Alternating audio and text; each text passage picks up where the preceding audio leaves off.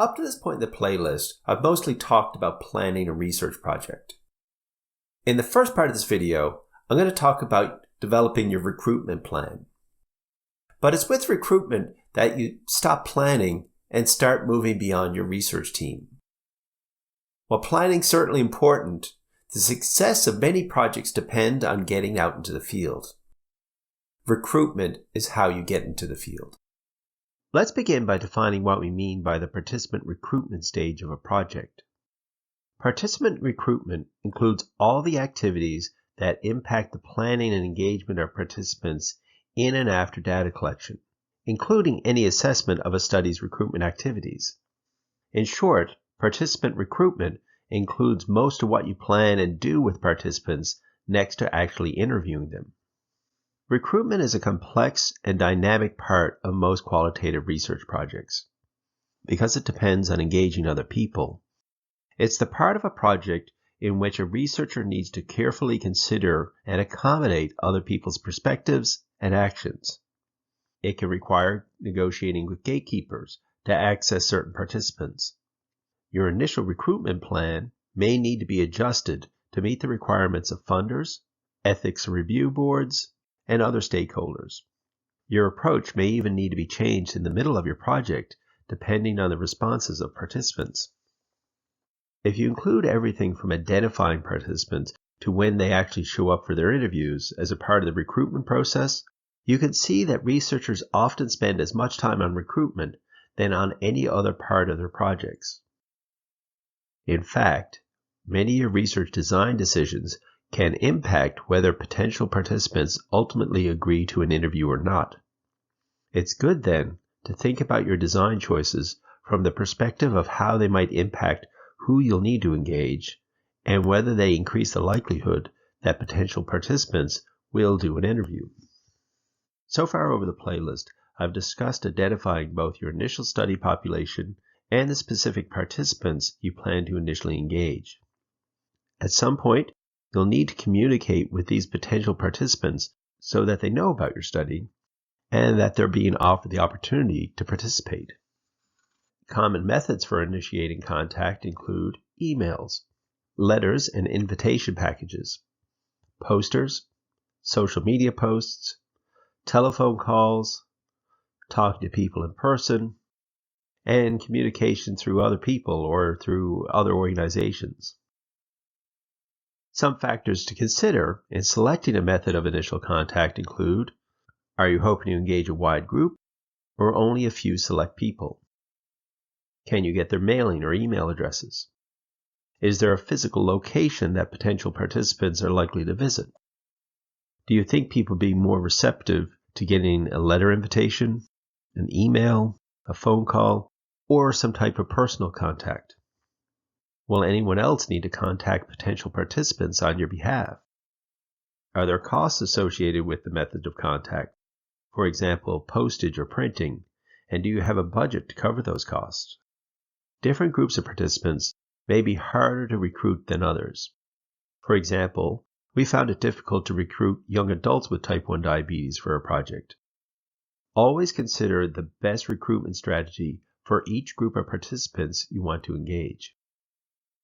For the healthcare providers in our example study, we initially made contact by sending an invitation package by mail to their office address. Some of the reasons we selected sending an invitation package were: this group of participants were healthcare professionals who all had office addresses. The research team had the mailing addresses of many of the specific people we wanted to contact. If we did not have a person's mailing address, invitation packages could still be sent to them using the general address for the department or program where they worked. In most cases, we had the provider's email address too, but we thought sending them a package would be more likely to get their attention. Our invitation package contained an introduction letter, a consent form, and an interview guide. The introduction letter was on my university letterhead to show that it came from a legitimate research institution. Each letter was addressed to the specific person. In other words, we never used a form letter. At the end of the letter, I put my contact information as the study lead and instructions about how to sign up for an interview if the person wanted to participate in the project.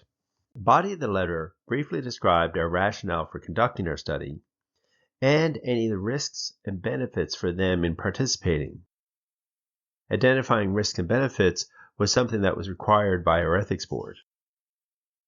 In the introduction letter, we said that the interview questions were included. We also described the consent form and said that it would be completed before the start of the interview. We included the interview guide to let potential participants know the scope of the interview, with the hope that knowing the questions in advance would increase their likelihood of participating. The body of the letter clearly stated why we wanted to engage them and what we were asking the person to do. That is, that we wanted to interview them about the topic. For example, our letter said, "We are asking you, as someone who's been involved in transitioning diabetes patients into adult care, to participate in a telephone interview. A list of the questions you'll be asked to discuss is included with this letter. Also included is a copy of the consent form, which we will review with you before the start of the interview. The interview should take between 30 and 45 minutes. If you consent, your interview will be audio recorded and transcribed. Letting participants know in advance what to expect should help avoid any confusion at the start of their interview." We also said that the study was approved by the relevant ethics research board and that they could contact the board if they had any questions or concerns. We also said that we'd keep their participation confidential. Finally, we also thanked them for considering participating in our project. Even once you've selected your method of recruitment, there are other practical issues that you'll need to consider. For example, when should you try to recruit people? Are there certain times a year, like summer holidays, that are better to avoid? It's likely that many potential participants will not respond to your initial request for an interview. You need to decide how many times you're going to follow up with these non-responders. Our research coordinator kept a list of who had been contacted and whether they'd agreed to, declined, or never responded to us about an interview. In our example project, given that they were busy professionals, we decided to send only one follow-up email to people who did not respond to our initial request after 2 weeks. We decided on only one follow-up, partly on the advice of the providers on our team. Issues with recruitment are common.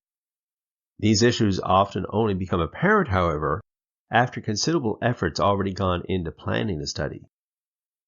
If you have insufficient participation, you may need to revise your recruitment approach while the study is ongoing. Over other parts of our example project, we ultimately made changes to the timing of the recruitment, the method of data collection people were asked to participate in, including the option of either a focus group or a semi-structured interview, how participants were contacted, and whether they would get compensated for participating. These changes were all made to help increase the level of participation after our initial approach was not sufficiently successful. At some point, you'll need to make a decision to finish recruitment. For our example project, we decided to end recruitment based on a discussion with our research team. Some of the factors we considered were the people we'd interviewed up to that point, in other words, the data we already had, the likelihood of getting more people to participate, whether there were key subgroups of participants who we missed, the study's timeline, and how viable it was to continue our recruitment efforts. Your overall recruitment plan should fit with your research design. You can also think of the plan from the perspective of what you can do to increase the likelihood that people you want to invite ultimately agree to be interviewed.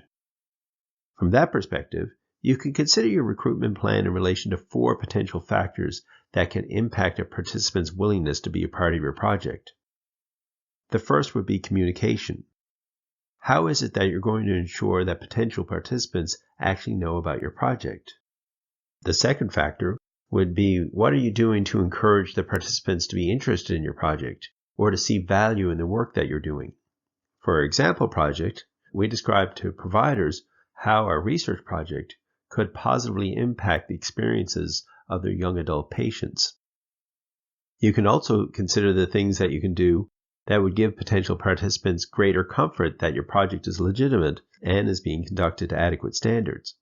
For example, we let participants know in our recruitment material that the project was approved by a recognized ethics board and was being conducted by university researchers.